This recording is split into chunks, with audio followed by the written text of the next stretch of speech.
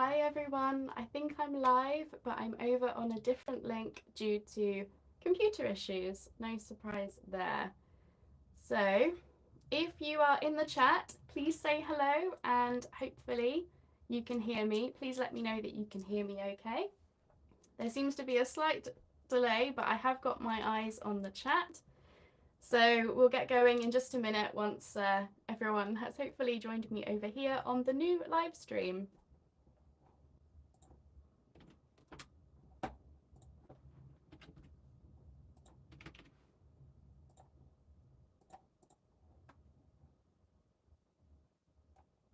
Wonderful. Hi, Anne-Marie. Thanks for joining me. Sorry about the tech issues. Hi, Kay. Hi, Katrin. I'm not sure whether to call you Katrin or Kay, so if I'm allowed to call you Kay, please let me know, and I will do that.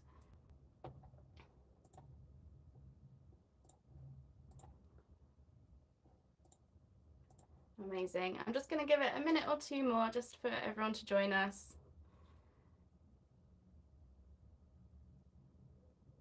Despite my best efforts. I tried to be as organized as possible. Honestly, I've been sat here for about an hour ready to go, and then as soon as I hit the go live button, it just kept whirring. It was just whirring. It wasn't doing anything. So let's try this. So before I get into the questions, oh, and now my mum is phoning me. Okay, sorry, mum. Goodness me. Should we start that again? Okay, brilliant. Well, thank you everyone for being here. I promise I will try to make this as helpful as possible.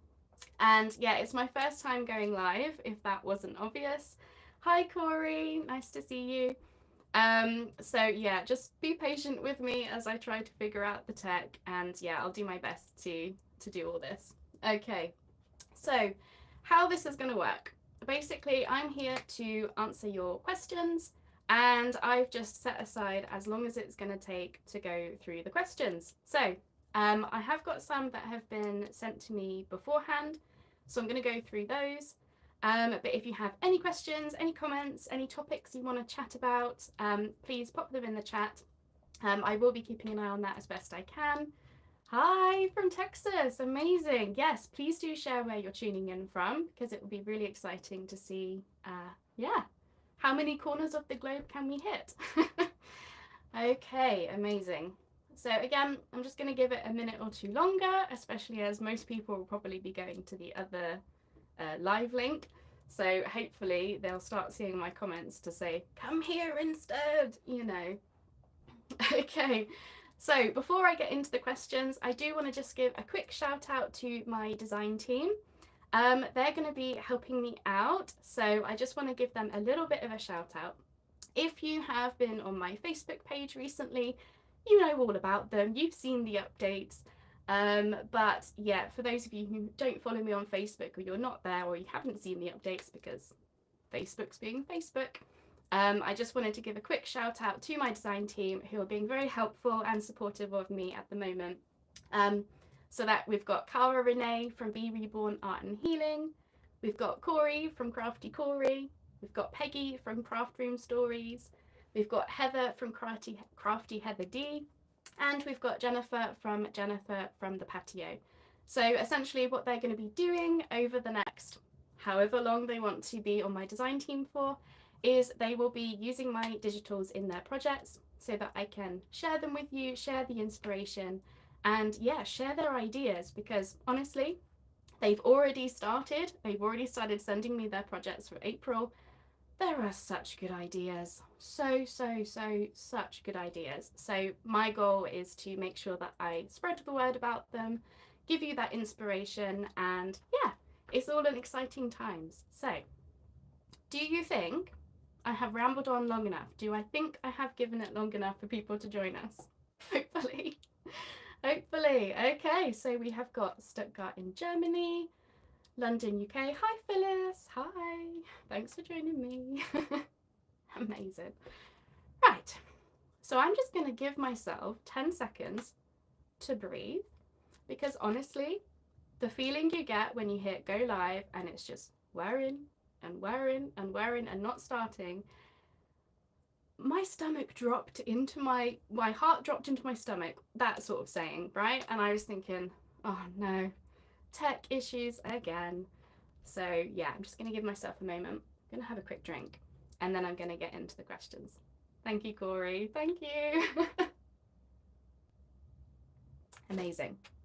Okay, so I have got some questions to go through, but as I said, I will be keeping an eye on the chat. So if you think of anything as we go along, please do share, because my goal today is to be helpful as I can be, and yeah, get your questions answered whilst giving you some company. So if you are doing anything vaguely crafty, please do share in the chat, share in the comments what you're up to. I was not going to bring anything with me. I was thinking maybe I'll do some fussy cutting or something, you know, easy like that. But then I thought, nah, no. Tech issues, chat, keeping up with everything, answering questions in like a useful way, all of that. I just thought, let's just focus on one thing at a time. But if you're doing something crafty with me as company and with the chat as company, then I'd love to hear what you're up to. Okay, right, let's get into the questions. Let's get into the reason you're here. So the first question that came in was, admittedly it was from a while back, and I promised that I would do a video to explain the situation and answer the question. It never happened, life got in the way, so I thought I would roll it into this Ask Me Anything. So the question was from Phyllis, and it was about my new Facebook group.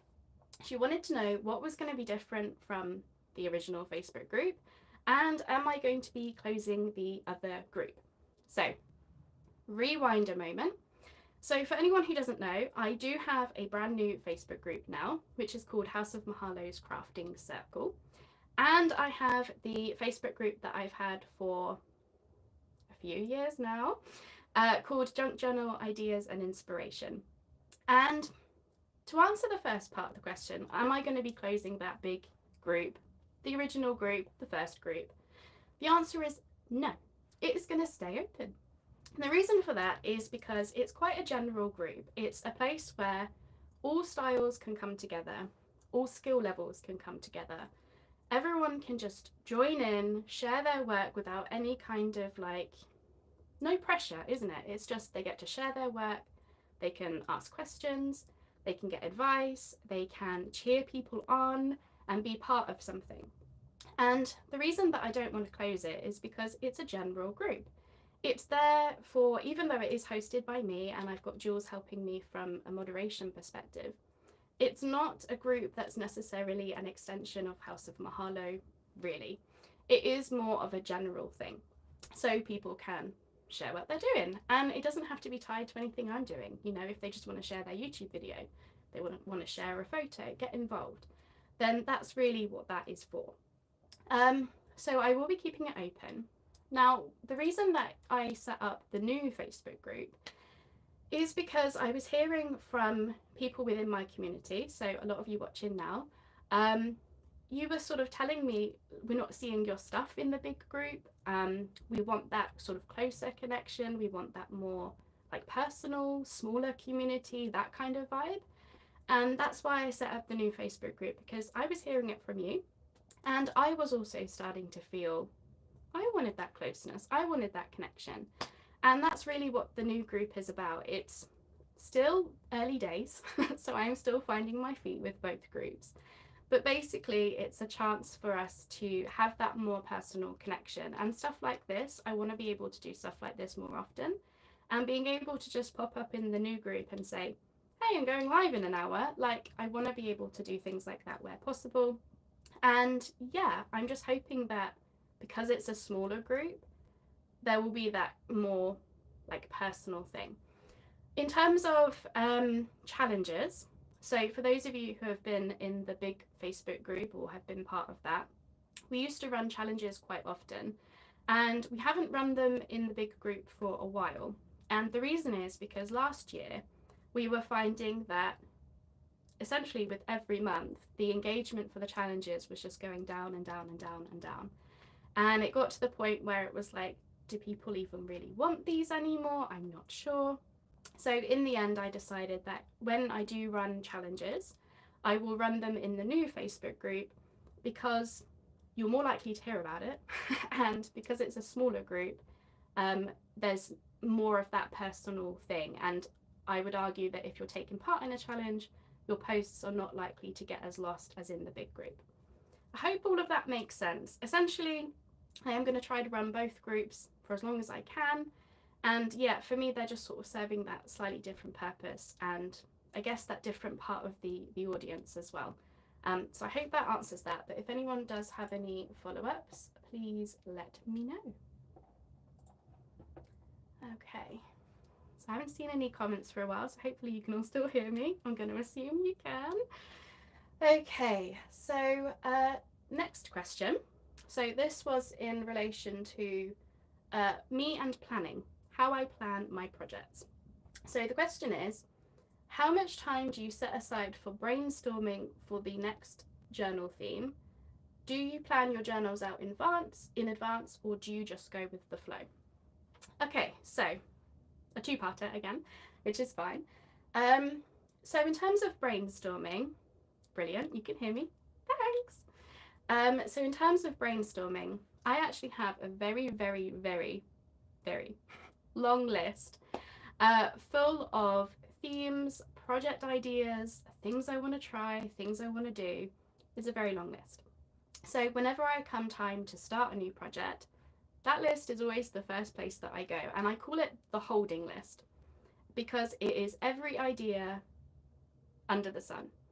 And I will pluck one or two ideas from that the next time I'm ready. And I will do that because if I were to start from that big list, it would be overwhelming. I would not know where to start. So instead, I just pluck one or two ideas, and that's me for the next month or two, depending on what kind of project it is.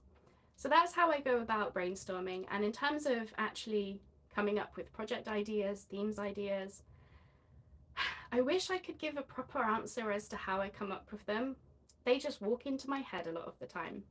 Sometimes I'm inspired by stuff. So if there's a new paper pad or a new digital kit that comes out, that can inspire me.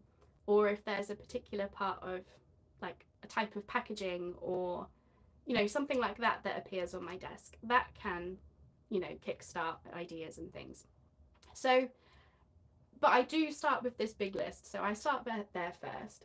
And then in terms of actually planning the journal or the folio, so when I'm actually ready to start the project, I spend about an hour, and it used to be a lot longer, but I have whittled it down to about an hour, where I will sit down and I will decide, okay, what theme am I doing? What type of project am I gonna do? And then as part of that, I will also look at, sorry, my mum is contacting me. Apparently she is in Bristol right now, and she has decided last minute that she would like to hang out with me. That's lovely, Mum. I can't right now. Okay, so yeah, I basically sit there with these projects, and maybe it's a type of packaging, and I will just start planning out, you know, is this thing going to have flip outs? Is it going to have one signature or two? What type of packaging or junk am I going to use to make pockets or tags? And I basically just start building it out like that, but I cut myself off at an hour. And the reason that I do that is because what I discovered very quickly was 9 times out of 10, things do not go to plan. Nope, not to plan at all. Nope, doesn't happen for me. And there's many reasons for that. So when you're building up a project, I find that once you see what something is next to, that can change your mind, that can change your ideas about what you're going to do next. So that's one way that things don't go to plan. And another way is maybe you try something and it just doesn't work. Then, well, all right, how am I going to fix that? How am I going to cover it up? How am I going to change that to make it work better for me? So that's why I cut myself off at that hour, because honestly, I used to spend like 3+ hours really planning a project, trying to be 10 steps ahead, all of this. And when it didn't go to plan, that was time wasted. So now I just sit down for an hour, plan out maybe 2 or 3 steps ahead, ready for the videos. And then that's when I will, start filming and start doing the project. And then occasionally I will have to go with the flow if things need to change here, there, and everywhere. So I hope that answers that. Hi Corinne, I think I just saw you coming in. Hello. Thanks for joining us. Okay, so next question is, we've all seen you make beautiful journals, but do you actually use them yourself? Good question. I like this one. So I do not use the journals that you see me make. The ones that I make, I don't use them. I don't save them. I don't keep them. I sell 99.9% of them, and that tiny, tiny little percentage or bit of a percentage might be a giveaway or something like that, or might be a gift. But yeah, 99.9% of the journals I make, I do actually sell. But I do journal. I do write in journals. So I have, should we see if I can try and show you? So I actually have journals that I have bought from other people. So here is my journal that I use every couple of weeks. This is mine. I bought this from a seller on Etsy, and this sits with me on my desk. Now, the type of journaling that I do is essentially business journaling. I know, it sounds really dull, but it's honestly not.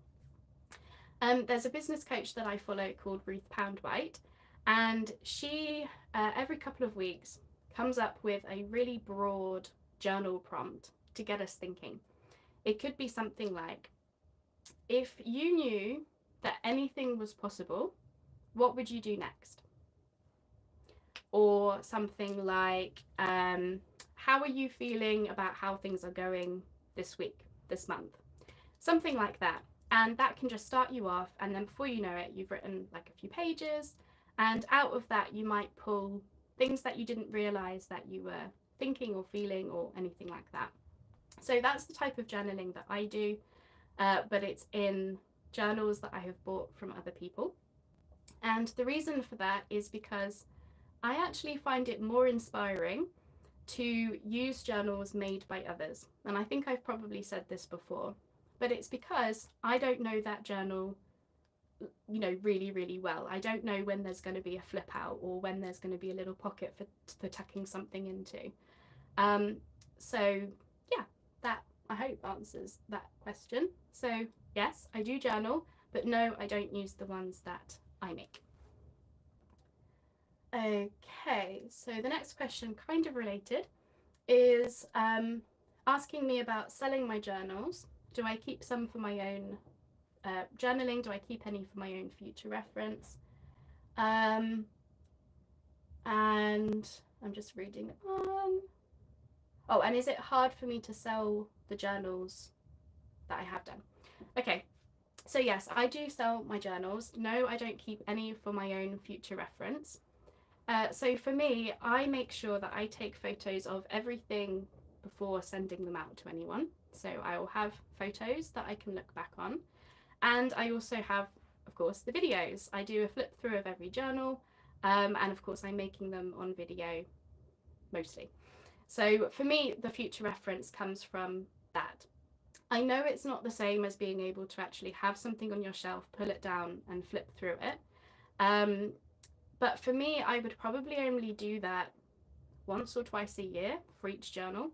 And the reason for that is because for me, with the future reference, I find that I would only want to look at what I've done in the past if I was doing that theme again or something similar, or if I was working on a project that was similar. So if I was making another like lap book or another folio where the envelope specifically went in this order or something like that. Yeah, so that's what I mean by future reference. So I use the photos and videos. And then in terms of, do I find it hard to part with them? I'm actually going to say no. I do not find it difficult. See, I've often thought that maybe I'm a little bit odd, for I don't have an emotional connection to the journals that I make. I love what I make and I love the outcome and I love making them. And honestly, that whole process gives me a lot of joy. But in terms of actually having that emotional connection, I'm happy for it to go to somebody else. And there are lots of different reasons as to why, but the biggest one is I have had joy making it, and now somebody else can have joy using it. And if they are gifting it to somebody, so in the case of my Driftwood Dreams journal, which is where this question came from, the one that I sold, she bought it for her dad. So I got joy from making it, and I got joy from teaching others how to make something similar. She got joy from buying a gift that she loved, that she thought was going to be perfect for her dad. And then her dad got joy, hopefully, from receiving it as a gift from his daughter. So straight away, that is so much joy that goes through the world. And it all started from me making a journal. That might sound incredibly grandiose, and I don't mean it to, but I just mean it in the sense of I got joy, they've got joy, then the next person gets joy, and it can go on like that. So for me, that's probably the biggest motivator to sell my journals, is knowing that somebody can get joy from them. Because I'm going to be completely honest, unless you sell journals for hundreds and hundreds of dollars, you're not really going to recoup your costs in terms of time and materials and all of that. I'm well aware of that, but I get a lot of joy from making them, and then of course I get a lot of joy from having somebody like tell me, I want that thing that you've made. That's an amazing feeling. And then yeah, that's why I sell them, that's why I choose to do it. So no, I don't keep any for future reference, and I look back on photos and videos for my projects, and I rarely make anything the same, like I rarely make anything twice. So I think as well, it'd probably be a waste for me to have journals sort of sitting on my shelf ready to be looked at for later, because I don't do the same thing often. Sometimes I'll make something similar or go back to, you know, old ideas, but it rarely happens for me because yeah, there's hundreds of ideas out there. I'm greedy, I want to try them all. So for me, I just sort of always try to try new things, and yeah, that hopefully answers your question. Kay, if you're still there, I know you answered that one, so hopefully it does. Okay, I'm just gonna have a quick drink, so keep chatting to me in the comments if you are still around and finding these things useful, interesting. Absolutely. Yes, I appreciate. I'm probably doing my usual. I'm probably talking very fast, and I'm probably giving a lot of information. But as always, if anyone has any follow-up questions, you're more than welcome to pop them in the chat. And of course, you know, I'm not going anywhere. I'll be around afterwards. So I always respond to questions anyway. But I really wanted to do this to, yeah, just have something that I could point people towards. And yeah, it's nice to be able to see you popping up in the chat, because sometimes when I'm doing these face-to-face videos, it's just me talking at the camera. And it's so much different to be able to see, you know, questions and comments coming in. So I'm really, really, really glad that I got over my tech issues and phobias and gave it a good go. Now, you can probably see the sun is really streaming in. I'm not often in my studio in the afternoon. I often try to get everything done in the morning. This is kind of why. It's quite warm, but it's lovely to see the sun. So of course I'm not going to complain about it, I promise. Okay. So, Corey, you have a question. Are you a neat and tidy crafter, or are you a messy crafter like yourself? That's a very good question, and I don't know how to respond. So when I am crafting, I feel like I'm messy. I really do feel like I'm messy, because what you don't see on screen, so you see this, right? You don't see the pile of stuff that's next to me, or you don't see, okay, I've torn that bit of paper off and now I'm just gonna like chuck it over there, and I don't care where it lands, it's just gonna go over there somewhere. I think I'm messy whilst crafting. However, what I have seen from others makes me rethink my messiness and makes me think, actually, maybe I've got it a controlled mess whilst crafting. The aftermath, something different entirely. The aftermath is messy. Yeah. So right now, my desk is relatively tidy. I have small piles of things, but they are contained. Controlled mess. However, it doesn't always look like this. Normally, and especially when I'm really in the throes of crafting and I'm doing video after video, project after project, things really, really, really, really, build up. And yeah, so I would say controlled mess, mostly, is what I would probably say. And yeah, I definitely know that some are messier than me. I'm not saying any names, but yeah, there's definitely messier crafters. But there are also tidier crafters. And so yeah, controlled mess is what I would say in that sense. I hope that answers your question. And Kay can relate, apparently. Amazing. No, you're not alone. No, I would say if you are a tidy crafter, you're probably in the minority, is what I would say. And by the way, if you are tidy, I want to know your secrets. I want to be you, but I can't be you. But yeah, controlled mess all the way. Okay, next question. I'm really enjoying this. This is fun. What's been the most unexpected thing you've experienced from crafting? Oh, that's a question. That is a question. The most unexpected thing. For me, it would probably come down to perfectionism. So for years and years and years, nearly my whole life, basically up until I found and tried junk journaling, I kind of was taught, if you can't get it right, if you're not going to get it perfect, if you're not going to be the best and the most amazing person at it, don't bother, don't do it. That's how I grew up, and it's not recommended. But it wasn't until I found junk journals and I was like, people are just tearing paper. They're doing messy, wonky stitching. They are covering up mistakes, happy accidents, mistakes, all of that. They're covering things up. They're changing things because it didn't go according to plan. They're not throwing it out. They're not starting again. And when I saw that, and I saw that that was allowed, it was so freeing. And I would say I'm not going to say it cured me of my perfectionism, but it helped this amount, maybe even more. It helped so much. And yeah, I'm still working on the perfectionism.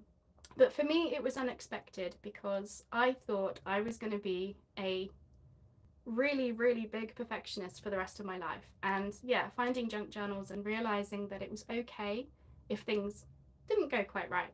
Well, you can just cover that up. You can just change it slightly. It was a bit wonky. Oh well, it's a junk journal. It's allowed to be. All of that sort of feeling and having a community that understood that, yeah, was, for me, probably the therapy I needed. Let's be honest, it was what I needed. And it was unexpected because, yeah, I thought I was going to be a perfectionist forever. And yeah, learning that I can tone it down a bit and go with the flow a bit more. And yeah, it's okay if things are wonky. Then yeah, that for me was unexpected, but a very, very, very, very good thing. So I'd be interested to hear if anyone else has the same sorts of thoughts. Were you a perfectionist ever? Did junk journals cure you of that? Did it help you? Because yeah, for me, it's definitely helping. Okay, so question from Sarah. Sarah. I haven't been saying names in case I get them wrong, so sorry if I got that wrong. What's your favorite thing to upcycle? So for me, I enjoy upcycling a lot of things. As you know, I do like to use junk. I like to pretty up junk, so I do really like the upcycling part of junk journals. But I would say my favorite thing would be envelopes. Surprise! No, you're not surprised. Now, here's something that might surprise you. I actually consider envelopes the eggs of junk journals. Eggs. Yes, I said eggs. The reason I say that is because when you think about an egg, it can be so many different things. You can boil it, hard boil, soft boil, scramble, poach, all of the things, right? For me, that is envelopes 1,000 times over, because they can be flip outs, pockets, belly bands, the covers of journals and notebooks themselves. They can be so many different things. And then, of course, you've got all the different types of envelopes. It's got a different flap on it, it's got a pattern, it's got a colour, a texture, a different size of envelopes. So before you know it, the envelopes that you have, the stack of envelopes you got, can be so many different things, and no one need ever know that it was just an envelope, because you can do different things with it and you can really change it up. So yeah, for me, envelopes. If you get anything, if you have anything in your stash to do this hobby, I would say envelopes. Get a load of different sizes and colours and styles, and you can just do so many things with them. I'm just keeping on top of the chat. So Corey says, I can't even see the top of my craft desk, but she does know where everything is. Well, there you go, that's just controlled mess. You know where it is, and I bet you if you were to tidy that desk, or if someone were to tell you tidy that desk, you would tidy it all up and then you wouldn't be able to find anything. So honestly, Corey, own the mess. If you know where everything is, that's the important part. Kay says, just like me, I always thought the same way. Why do something if I can't get it perfect? Junk journals has helped me with that, but you still have high expectations of yourself. No, I totally get it. I'm exactly the same. As I said, the junk journals hasn't cured me totally of perfectionism, but it's really helping. And yeah, it's going to be the thing that I keep doing to keep me in check and keep my perfectionism in check. And yeah, just own the things that, if it doesn't go to plan, or if it doesn't quite work out, or if you get it completely wrong and something actually breaks, don't worry, because there are always ways that you can change things up, fix things, resolve things. And one thing that I'm actually going to start doing, so I've got various like online workshops and courses on my website, and I will be putting up some more. And what I would like to have is like a section to say, what went wrong in this project and what did I do about it? I'm going to start adding some lessons into my courses for that, because I think it's a really good learning experiment. Like, you will learn it yourself when you start, trying things, and if things don't go quite right, then you can start learning yourself how to put things right or how to change things, etc. But I think it's useful to hear, for people to hear, we don't get it right. None of us get it 100% right. And there's always ways that you can change things up, sort things out, and have it be what you want it to be. Always works out in the end, is what I say. And another thing is, sometimes you'll be working on a project and you will think it looks hideous halfway through. I would say, honestly, stick with it, because that in-between ugly phase, in the end, it really does, if you stick with it, it turns into the thing that you want it to be. I can't tell you how many projects I've been making where halfway through I'm like, this is awful, this is horrible, no one's going to want this, what am I doing, I don't know. I stick with it, and then in the end, you know what, it turns out better than I could have ever imagined. And I would say that that probably happens to a lot of people as well. So yeah, that's what I would say there. Like my egg analogy? I do too. Yes, brilliant. And great. Okay, next question. And this is the one that I do get a lot. So some of you would have heard this before, but the question did come in, so I'm going to answer it. What does House of Mahalo mean? Well, so Mahalo is a Hawaiian word, and the direct translation of it is thank you. But in Hawaii, they always focus on the deeper meaning behind words and emotions and everything. So in the case of Mahalo, whilst it might mean thank you, it has the deeper meaning of gratitude, thankfulness, and the really deep feeling in sense of that. So for me, I am incredibly grateful for this safe, welcoming, loving home that I now have with my husband. And I really wanted to reflect that in my business. When I very first set up House of Mahalo, it was a completely different business. It was actually all about home decor. So it was about upcycling stuff from around the house to create your own home decor stuff on a budget and all of that. That's what it started off being, which is why the house part came in. But obviously it has morphed because I discovered junk journals and was like, this is the thing that I'm doing. But I kept House of Mahalo because it had that personal connection for me. And I knew that it was always going to be a Hawaiian word that I use because Hawaii is actually the reason I have a business in the first place. So the business that I had before House of Mahalo was a travel blog. And we went on this trip to Hawaii. And all I wanted to do was come home and tell everyone how amazing Hawaii is. We joked that we were going to retire there. Absolute paradise. And I just wanted to tell as many people as I could about it. And then that's where the travel blog came in. So I started writing about Hawaii, and then I started writing about our other trips. And that became a business. And then I set up House of Mahalo because of the pandemic. Yeah, my my travel blog went from earning like an okay income to like $5 a day. And I thought to myself, need to do something about this. And also I wanted to keep myself sane at home. So that's where I started doing the crafting and the upcycling. And then obviously I discovered junk journals, and it all came on from there. But yeah, for me, the business name was just a real personal connection thing for me. Is not at all related to junk journals. You know, if somebody heard House of Mahalo and then they heard junk journal, they wouldn't put the two together. But for me, on a personal level, it was really important for me to reflect that. So yeah, hopefully that answers the question. Okay. Just gonna have a quick drink.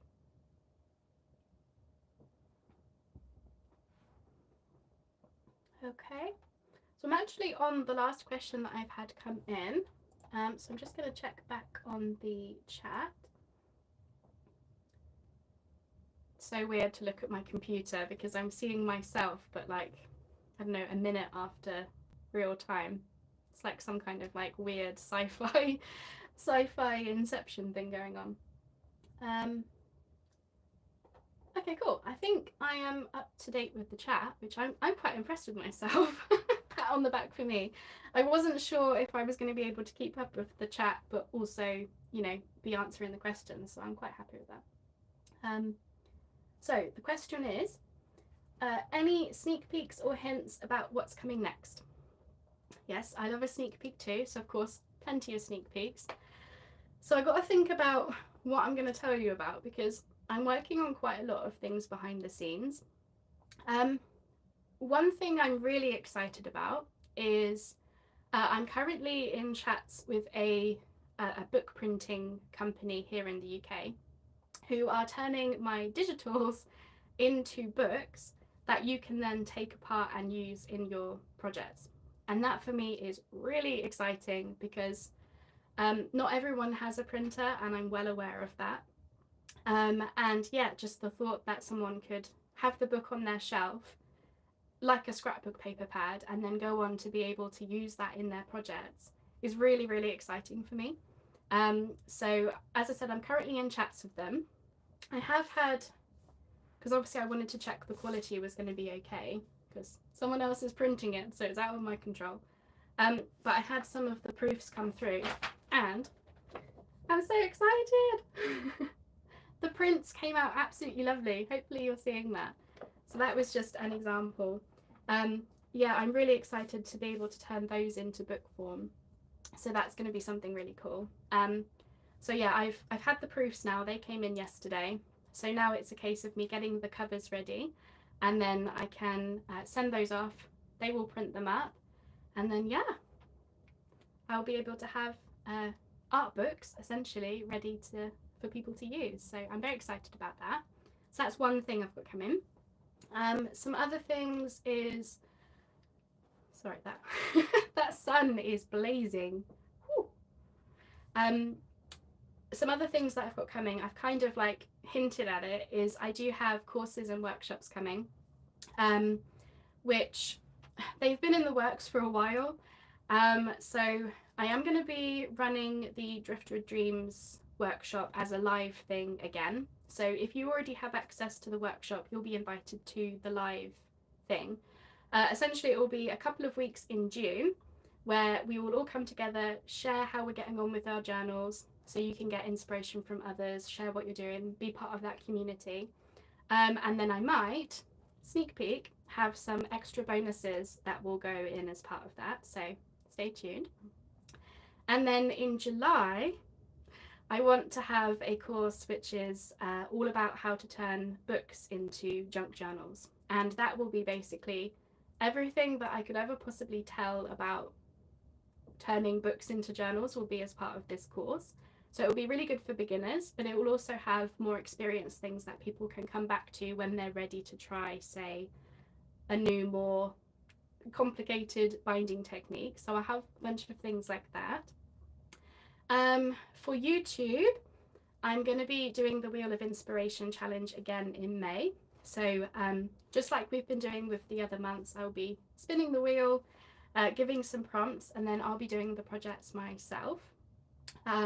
Hopefully that will give you plenty of ideas and education and all of that. So I've got that. Just trying to think if I've got anything else. I think those are probably the main things for now. Just trying to think if there's anything else. I mean, I'm working on the usual stuff like blog posts and other things as well. But I think those are probably the main things. I still have some catching up to do with the Mahalo month stuff. So yeah, slap on the wrist for me.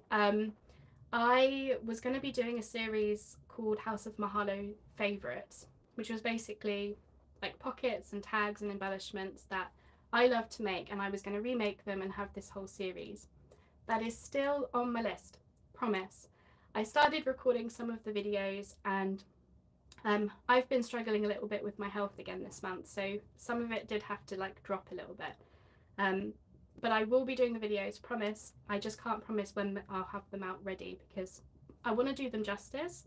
I really want to put out the quality videos, so I'm sort of taking some pressure off myself, and I'm just saying to myself, just get them out when they're ready. But I do promise it is top of my list for priorities, so I promise I will have some stuff coming. I realised that April was not going to be the month that I was going to get it done, basically. So yeah, I think that was me being honest with myself, that sometimes you have to let things slide, even if you don't want them to. So hopefully that gives you some sneak peeks. I think those are probably the main things I'm working on at the moment.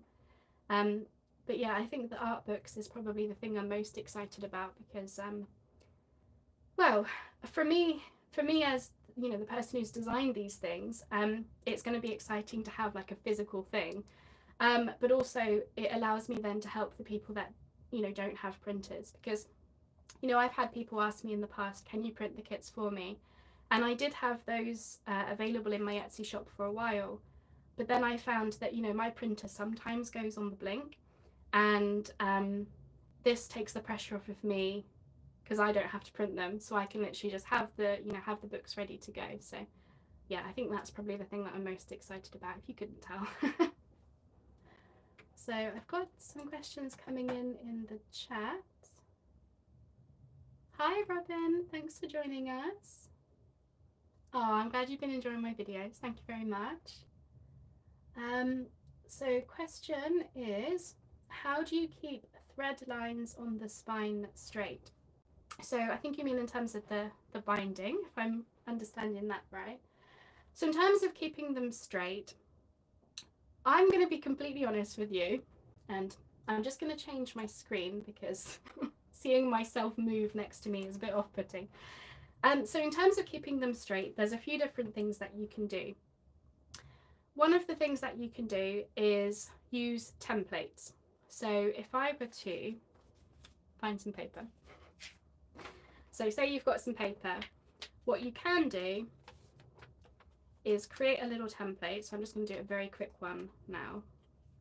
So I'm basically just folding the paper. So what I've got, it's probably going to be difficult to tell, but essentially I've got creases in the paper, and along here would be where the holes would go. And that would be what you put in your signatures. And if you're doing your signatures from the same template each time, then you're always going to get, not always, but you'll mostly should get the holes in the same place in each signature over and over and over again. So if you do multiple signatures, that's probably one of the easiest things you can do, is work off of a template. If you're not sure how to make your own templates, then some people do have them as, like, if you search on Google, junk journal binding template, some people will offer those there.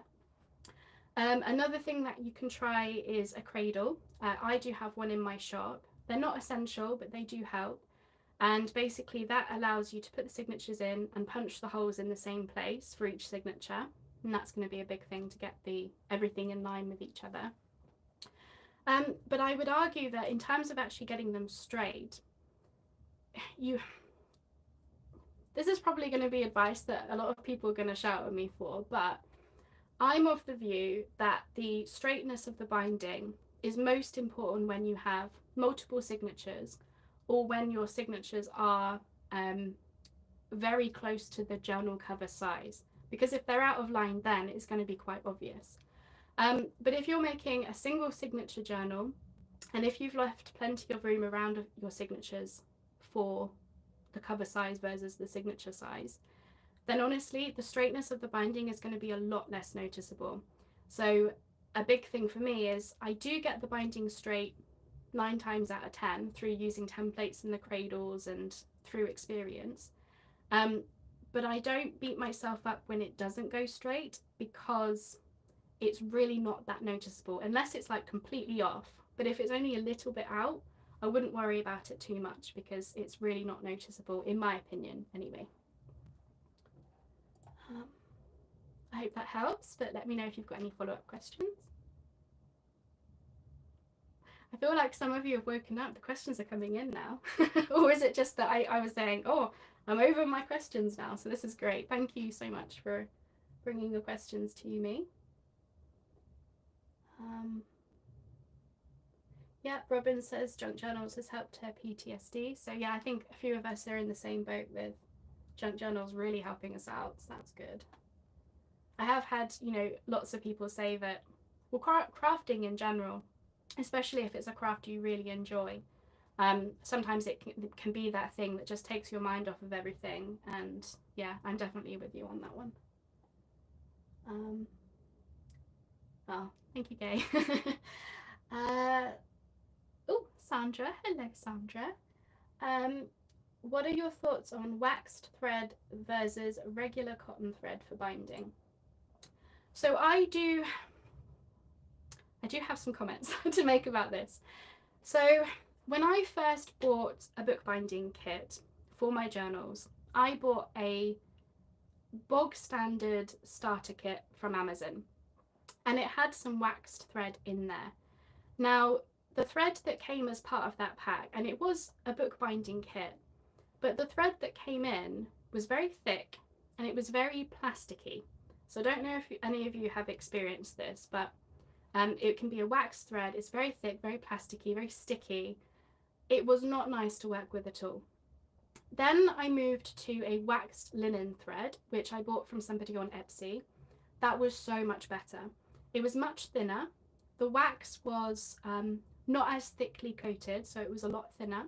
It was so much more comfortable to work with in my hands. It didn't feel quite as gross, for want of a better word. And it worked perfectly fine with the binding. And that particular thread, I used that for years, at least 3 years. I have recently changed to a new thread, which is not waxed at all. The new thread that I'm using is from Amazon, and I've been using that for about 6 months. It's actually I think it was for leather work. it wasn't specifically for bookbinding. And for me, that works even better because it's a lot thinner.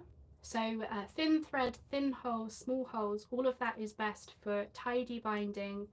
That is not going to be as wobbly. It's going to be a nice, tight, secure binding. So yeah, thinner thread, smaller holes is best. So yeah, in terms of the wax, I do think wax helps, but as I said, I'm using this new thread which doesn't have any wax on it, and it's for me the best one. The wax thread that I had before was better, but just as long as it's not the plasticky stuff that you can sometimes get, that's I would say, you know, when it's like sort of a cheap wax thread, I think can be the plasticky, gross feeling one.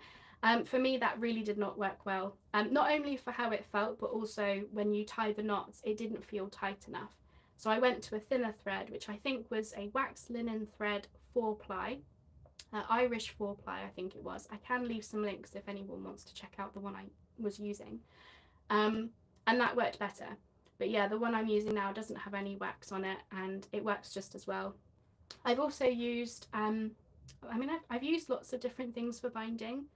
I have used embroidery floss. Don't really recommend that one as much unless it's just going to be a simple notebook. And I've also used almost like a sewing thread, a thicker sewing thread, and that worked fine. So I think don't get too caught up in what you're using, because a lot of different things can work. And obviously with time you'll start learning yourself what is better, but I hope that gives you some like starting points as to what I look for. Yeah, Sandra was saying, yes, yeah, I recognised your surname. Hi, Sandra. She was saying the wax thread that she was using was tearing the pages a bit and looks ugly. Yeah, I would say, is it because it's quite a thick thread? So yeah, if it's a thick thread, then that's probably going to be causing that. And if you've got sort of like big holes, that's why I use a cradle, because it actually, the way that we've designed our cradle is it tapers the holes to make them a lot smaller, so you're not punching really far through your pages as well, or through your cover.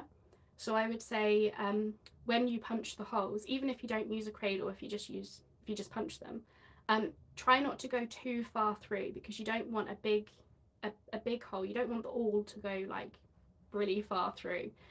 You do want to have some control over that part of it. But yeah, if the thread is thick, then that's probably going to cause, yeah, some messy holes, and I would say the binding is probably not going to be as secure compared with a thinner thread or smaller holes. So I hope that helps.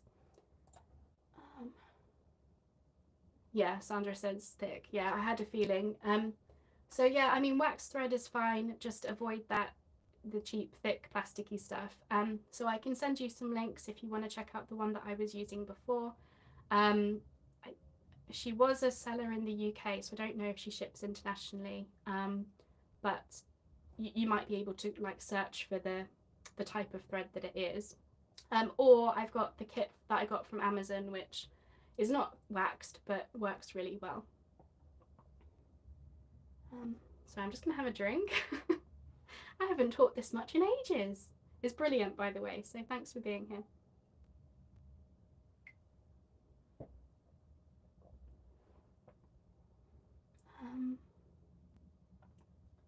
Kay is asking, how is your Finish It in 4 challenge going?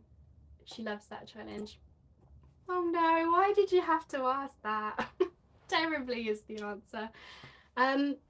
Yeah, I had such good intentions, and it did really well for me, as one of my subscribers called it an end of year resolution, and it worked really well for me, like in that run up to the end of the year where I was determined to make progress on my unfinished projects. So it did really well for me at that point. But I confess I've not worked on anything this year. And the reason is because when I started the Wheel of Inspiration challenge, that started new projects. But I will say that through doing that challenge, that actually kept me on top of starting and finishing projects in the same like period of working on it. So I haven't added to the unfinished pile, which is great. But what was I going to say? Sorry, I get distracted so easily. I actually think I have undiagnosed ADHD, so if a chat comes in, I'm like, oh, I want to read it. What does it say? So yeah, the finish it for. So I haven't added to the pile, which is good. Yay me.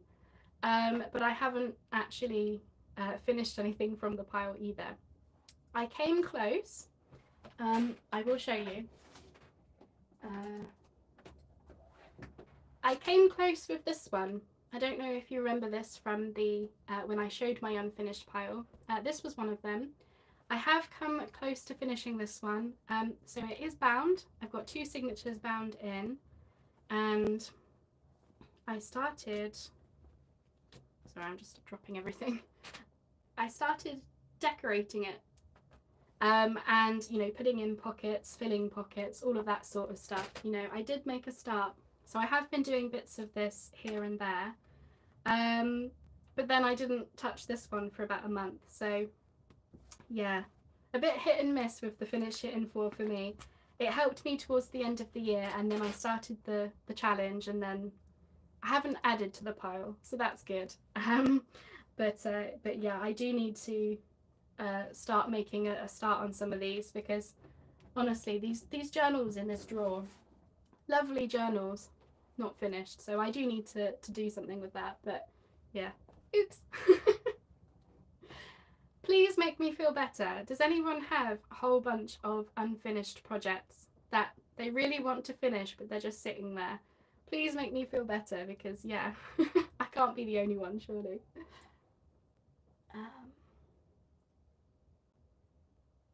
Robin's making an Edith Holden journal now. Amazing. Calming. She's really happy with it. Oh, that's good. I'm glad to hear that. I love working with Edith Holden. Such lovely images to work with. So I think we should be really, really happy and grateful that we have those. And yeah, even better that you're finding the process so calming. Yeah, love her journals, love her work, love making them. Love her books, I should say.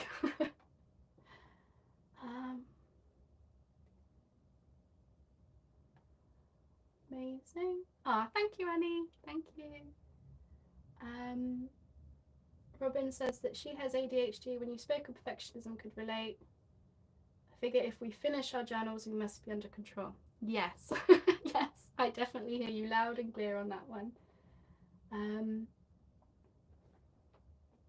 Yes, yeah, Kay says it's about prioritizing. Oh, you've enjoyed the Star Projects and Mahalo month. Amazing. I have too.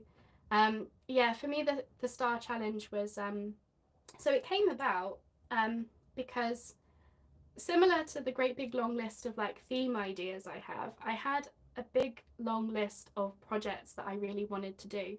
And because it was such a long list, I just found it so overwhelming to work from. It was like, well, I want to do them all, and I want to do them all now.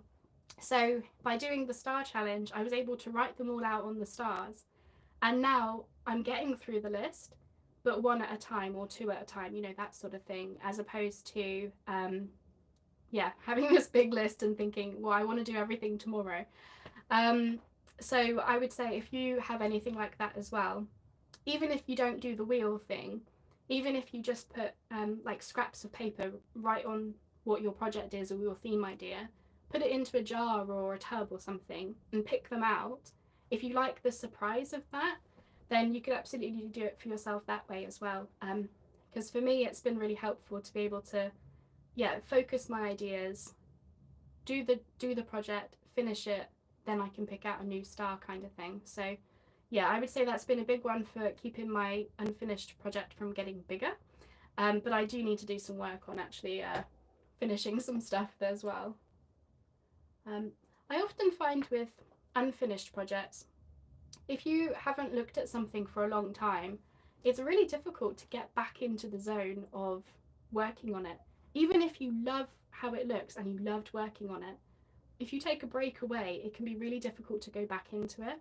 But then I think once you get into the flow again, it can go better from there. Okay.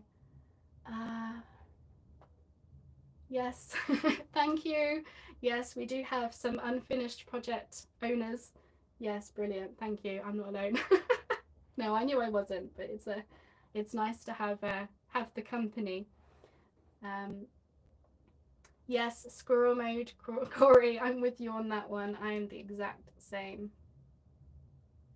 Oh no, Kay, I've added to your unfinished project with the Drifter Dreams. Sorry. Oh, 6 isn't too bad. 7 is not too bad. Less than me. Half of mine. So I wish I was you. 4, Sandra, even better. Yeah, I want to know your secrets. 3 for Robin, even better. The number's going down. Somebody's going to come and go, I've got none. I've done them all. If that's you, by the way, please own it, because yeah, that's amazing. Oh, you're working on a spooky ghost one. That sounds interesting. For your great grandchildren long-term project. That sounds really fun. Yeah, I feel like I've not really done any like, I mean, don't get me wrong, I really enjoy fun projects and I get a lot of enjoyment out of what I do, but I have really stuck within nature. And I've often sort of thought to myself, should I try something completely new and unexpected? Like, you know, when people do these Halloween themes or food themes and like different things like that. But then I sort of think about it for myself and I'm just like, oh, I'm just a nature girly. I don't think I could. I wouldn't know where to start, I don't think, myself. Right. Well, that is all my questions. Hey, not bad. Got about an hour, but you know, if you're still here, if you still have questions or topics you want to chat about, please do share in the chat because I'm happy to hang around for a bit longer.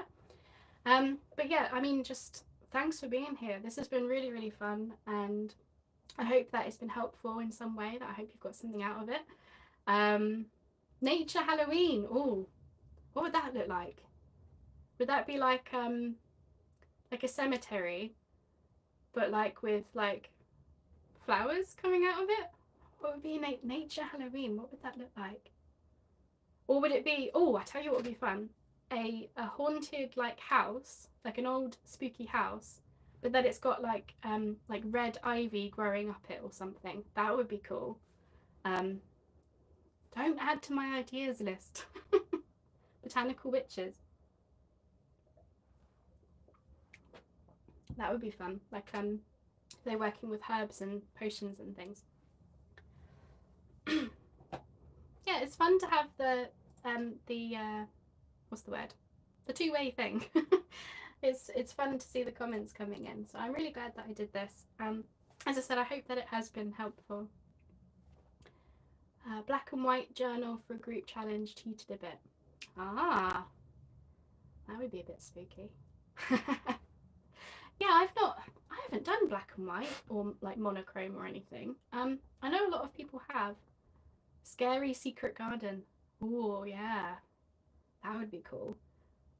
Yeah, you can just sort of see the old gate, going through the old gate, and it's all like spooky, like gnarled trees and stuff. And then maybe a ghost comes out. Oh no. I feel like you're all getting very behind this this nature spooky idea. And I'm thinking, oh no, am I gonna have to do it now? That would be cool though. I just think there's always different spins on things, isn't there? It's like, you know, based on what you like, there's always ways that you can put your own spin on things, which I really love. You know, somebody could do like modern spooky versus vintage spooky. So yeah, it's I find it really interesting because then I just think you could have this list of themes or ideas and it would just keep growing the more that you like branch out a bit from it, isn't it? Yeah. I mean, I think it's one of those things, I've said it a lot of times, but you know, we're so lucky to have found this craft of there are so many different things that we can try. Even if it's a journal and a folio that we're making, there's just so many different techniques, themes, styles, pictures, images, like so much that we can try within just this one sort of broad craft. And I just think there's not many crafts that you can say that about. Like if you think about like card making, it's cards. you know, but I think with junk journals, it covers so much stuff that it's, yeah, for me, really, really interesting. So, yeah. Oh, I'm glad you enjoyed it, Kay. Thanks for joining. Ghosts with cell phone, modern scary. Not quite what I had in mind, but yeah, that I've got that picture in my head now. Now I'm laughing. I keep trying to reinvent the wheel by putting my own spin on it. with you. I bought some browned tissue paper on Temu. Finding it a challenge as it's thin, but it's my nature journal, so it looks nice. So you're using that in like collages and stuff. I think I've used tissue paper. I use you know, when you do your tea dyeing, and then I save the tea bags for after. Leave them on the counter to dry, and then if you empty the tea out of the bags, you're left with the bags. And that for me is a really cool like type of a tissue paper that you can use in collages. I've done things with that, but I haven't really used much tissue paper. I found that because it's quite thin, I was finding that the glue was going through it, and you know, making funny lines in the glue. But I think with the tea bags it was a bit easier. Corey uses the thin paper over things for texture. Oh yeah, nice vintage look. Sewing pattern paper. Yeah, I've seen lots of people use the sewing patterns, especially as it's got all the markings on it as well, so that would be really interesting to use as well. I imagine, yeah, the sewing pattern paper would be thicker as well, wouldn't it? Ooh, ruffles. Ooh. Yeah, I'm with you, Sandra. It's nice to share these ideas. It's one of those things, it's like you can start talking about something and then it just snowballs from there, doesn't it? Yeah, I love making ruffles. I make them using fabric usually, but I do know a lot of people that have used, you know, paper and stuff to make them. I think for me it's the texture of the fabric. I really, really love that. So yeah, I definitely use fabric myself.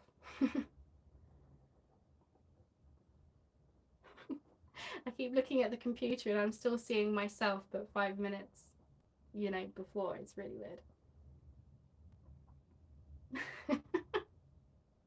I'm with UK on the autocorrection.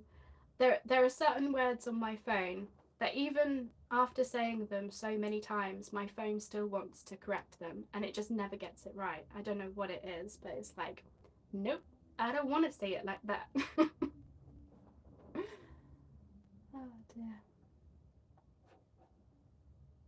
Raffles.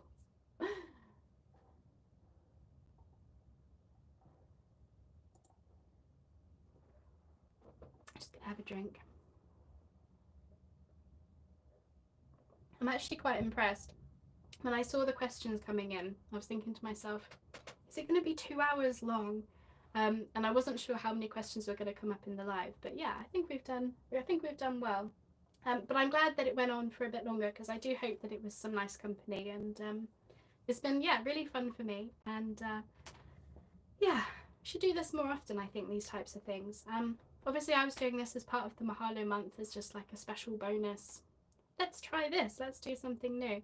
And yeah, thanks to all of you. I've completely forgotten about the tech issues that I started with, where I was thinking, oh no, I've told everybody about this live and now I can't get it going, but it's all worked out. And I'm so glad that my phone, despite my mum, bless her, trying to phone me and text me, I never hear from my mum.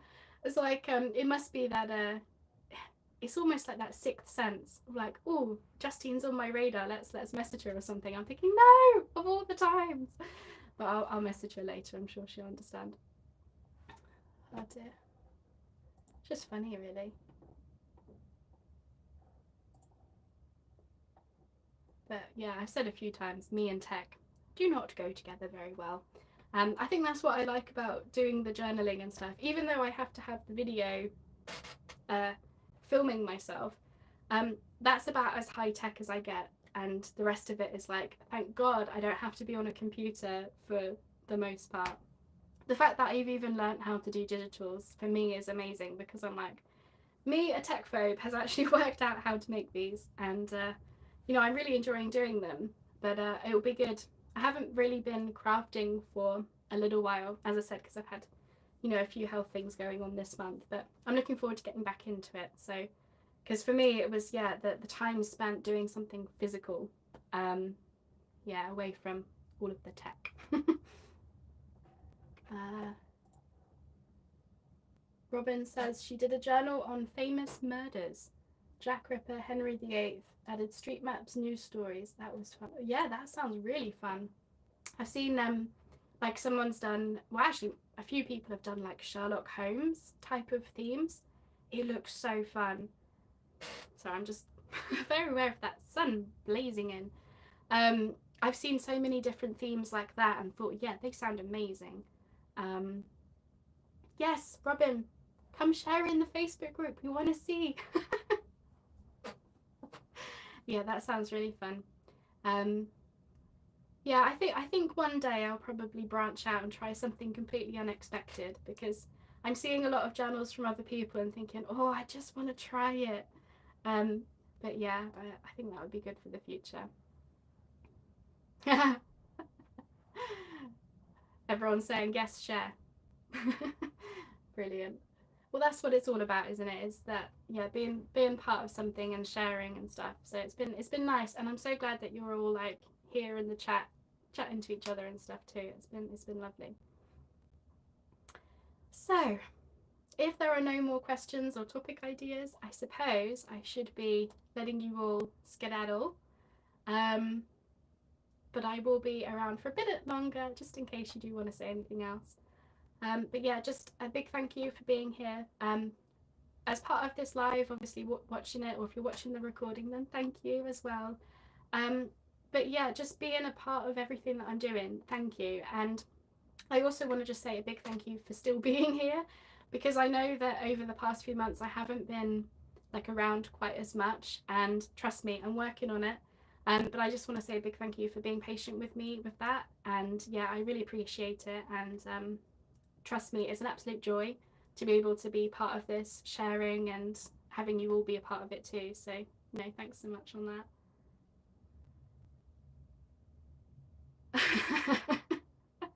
Oh no, we have another tech phobe in our midst. You're not alone, Robin. Me too. Well, thank you all so much. Yes, Phyllis, I know. That was years ago now. Absolute years ago. I remember. Of course I remember. Yeah, absolute years ago. I still have. I don't know if you remember, but we did that swap. When we did the engagement, was it was the oh, what was it? Rachel and Bella Crafts did a challenge in their Facebook group, which was to swap scraps, and then we were to make something and then send somebody else something that we made with those scraps. And Phyllis actually sent me this folio that she made, and I still have it. Of course I do. It's actually in my Happy Mail journal. She made this really cool folio thing out of wrapping paper, and it had all like pockets and interesting things in the pockets. So yeah, I remember Phyllis. Of course I do. Oh, sorry, Robin, that might be me. That might be me because I'm leaning back from the phone because of the sun. So yeah, sorry if that's that's me. Of course I remember. Yeah, this is the thing. A lot of people are saying to me like, "Oh, it's Sandra and it's so and so." Honestly, I remember more than you realise. So yeah, it's just one of those things. Is you know, it's a really important part of me for being part of something, and yeah, that, and I have a good memory. All right, well then, thank you all so much. Thank you all so much for being here, and I will speak to you all very soon. If you're not in my Facebook groups, please come join us. We're a lovely bunch, promise. Obviously, if you don't use Facebook, then I will be back on YouTube soon. And of course, I'm on my website. I'm on all the places. So yeah, I look forward to speaking to you all very soon. Thanks again for being here, and yeah, happy crafting. Go have some fun. Thanks, everybody. Bye. Now I don't know how to end this. Wish me luck.